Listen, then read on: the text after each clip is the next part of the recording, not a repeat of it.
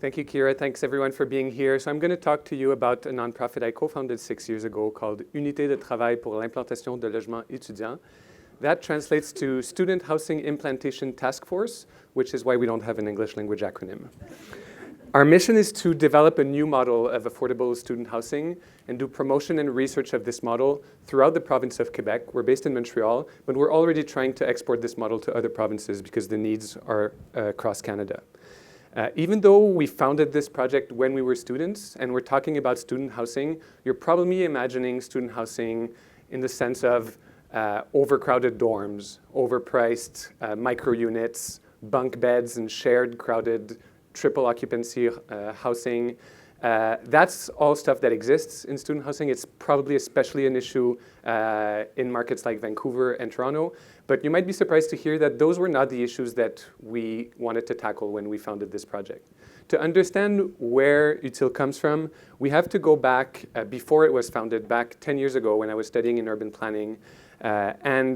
And I got in urban planning through a history of advocacy on a bunch of other issues, from tuition fees to climate change to cycling. It was actually bike advocacy that got me interested in urban planning in the first place, because in 2009, I was absolutely certain that the single major issue that the 21st century was facing was transport.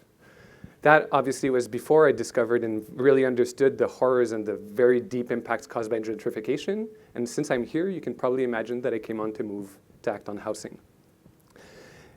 During my studies, discussions on displacement, on gentrification, and all its negative impacts were frequent. What was much less frequent were discussions of solutions.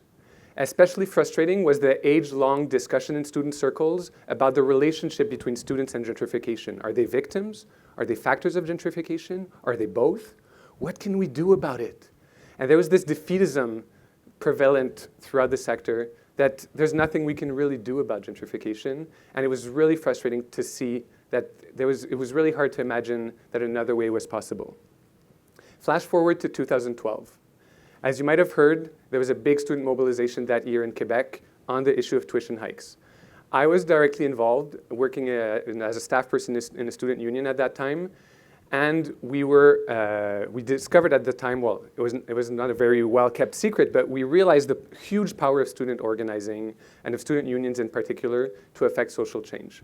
I met a lot of great people then, some of whom would come to co-found UTILE, but the biggest takeaway, the biggest thing we realized then was that these unions had collective capacity that had never been put to act on the issue of housing. And student housing was something that had been discussed in the past. We had even seen student unions want or get interested in housing, but never actually materialize any practical solution.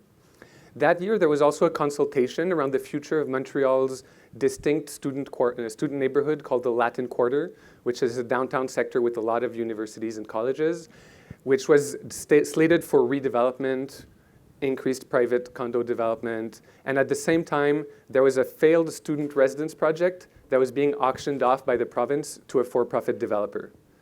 We were seeing the same absence of solutions play out, where the only way that any government could imagine the revitalization of this neighborhood was through private development. And along the way, the need for student housing that had been initially expressed, there was supposed to be 1,200 units of affordable student housing in the sector. That was swept off the table, and students were just about to be squeezed out of the neighborhood. There had to be another way. That is how we came to found UTILE. Initially, our goal was to mobilize students with a very reasonable objective, which was to purchase that failed residence project and turn it into a co-op, a student co-op. That was a small, one-off $60 million project. Of course, it didn't actually come to happen that way. Without surprise, we didn't manage to actually purchase it, but we realized along the way that there was no one acting on student housing in Quebec, and actually in Canada at all, with a social perspective. This might be because people assume that students live in residences. They don't. Across Canada, in most large cities, the majority of students don't live in dedicated student housing. They live on the standard housing market and the housing stock. And since they concentrate near campuses, when these neighborhoods see increased attractivity and increased interest, we see tensions appear. And this is where that whole discussion about the relationship between students and gentrification becomes so urgent and pressing. And this is where we needed a broader solution. We realized there was a need for dedicated expertise, knowledge, and solutions to tackle the issue of affordable student housing. And we realized that students, these were all students involved in the founding of the project, and student unions in particular could play a significant role in this solution. So we started by collecting this information and building our knowledge. So we did research, a lot of research. Thousands of hours of volunteer work looking at everything, every existing data on students' living conditions, best practices worldwide on student housing. We tried to look at existing state funding that didn't exist for student housing. We tried to look at data sets we could analyze further that didn't exist on student housing conditions. And what we did do that was very significant was we asked students, what do you want? What is the student housing for the 21st century that we should build? That was very informative. When we found out that we could not access any data sets, we produced our own. We did 2 province-wide surveys in Quebec with tens of thousands of answers, and we have the largest set of data on students' living conditions in Canada. Within a few months, a year or so, we had a wealth of knowledge that no one had access to, and we were ready to act on housing. That didn't mean we were taken seriously. It was actually pretty hard in the beginning. The average age of our founding team was 23. In a sector that puts a lot of focus on experience and on credibility, we had a huge credibility gap. And we knew that we had to tackle that credibility deficit hands-on. So we took a very intentional approach to develop a corporate and professional brand and image. Eventually, I had to cut my hair for that. Within our first year, we had 3 different websites up and running. We had to get the message across. We had to get this credibility on the table so that we could find partners to work with and we could actually achieve our ultimate goal of building actual construction. It took a few years and a lot of media attention, but eventually we became recognized as the experts on student housing in Quebec. And now when a media, for example, wants to do an article on the issue, we're very often consulted. But the only reason we could achieve this so fast was simply because there was absolutely no one talking about this before. So in a way, it was innovative just to talk and want to act on student housing as an issue. But we also had to deal with the fact that we were starting with $0, 0 expertise, 0 partners.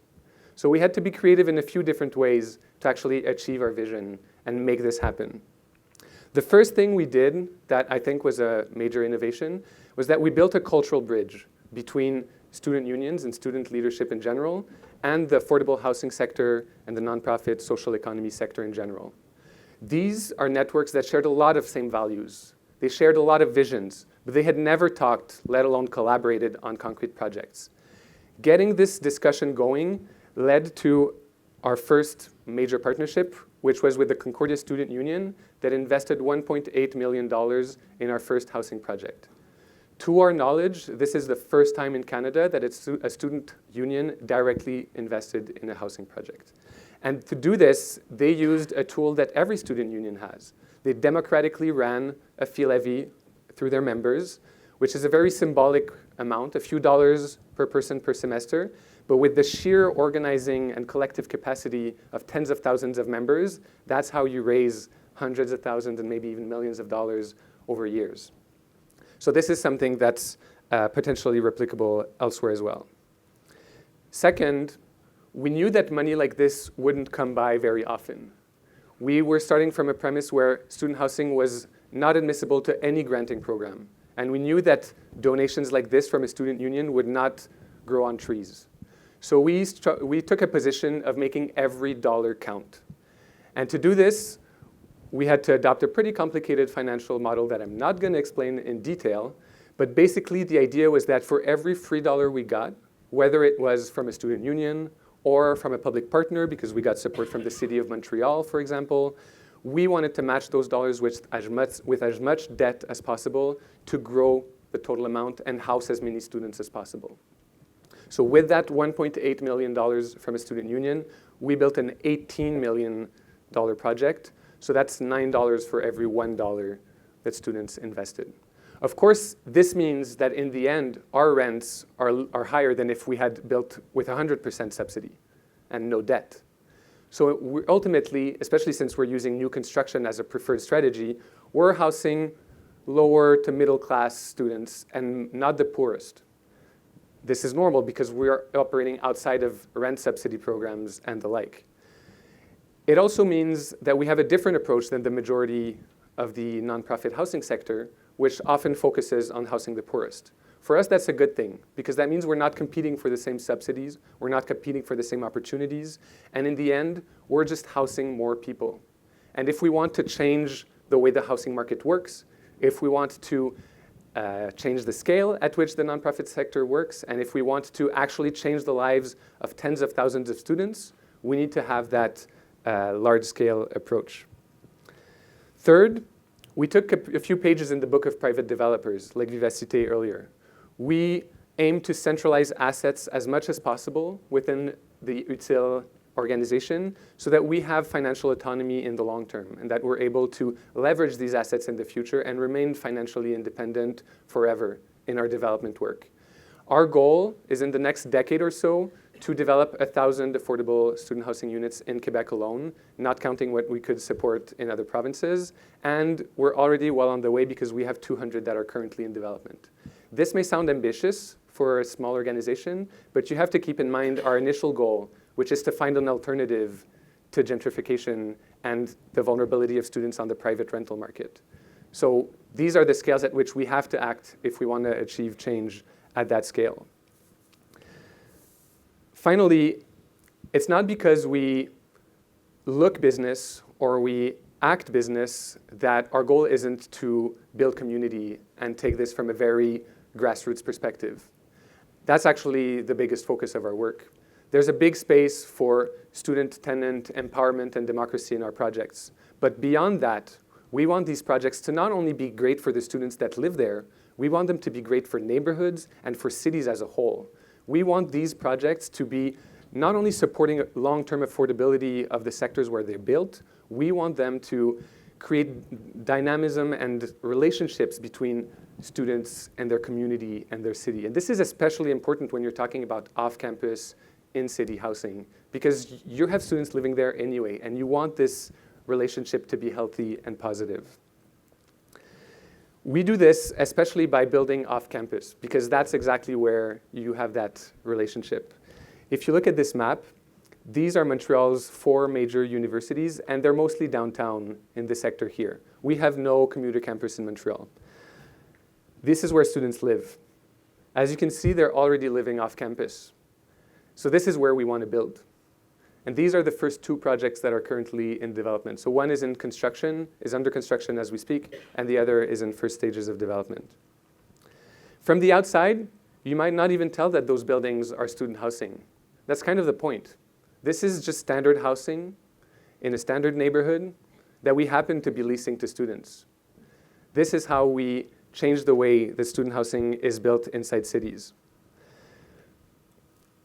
It's also how we build connections between campuses and the urban environment. We hope that through our work, not only will the tenants of our buildings be well integrated in the city and vice versa, but we also hope that student unions, youth activists, get involved with housing as an issue and realize that they can have a role to play in real estate, and that real estate isn't something to be left off to rich older folk that can handle it because they have millions and experience.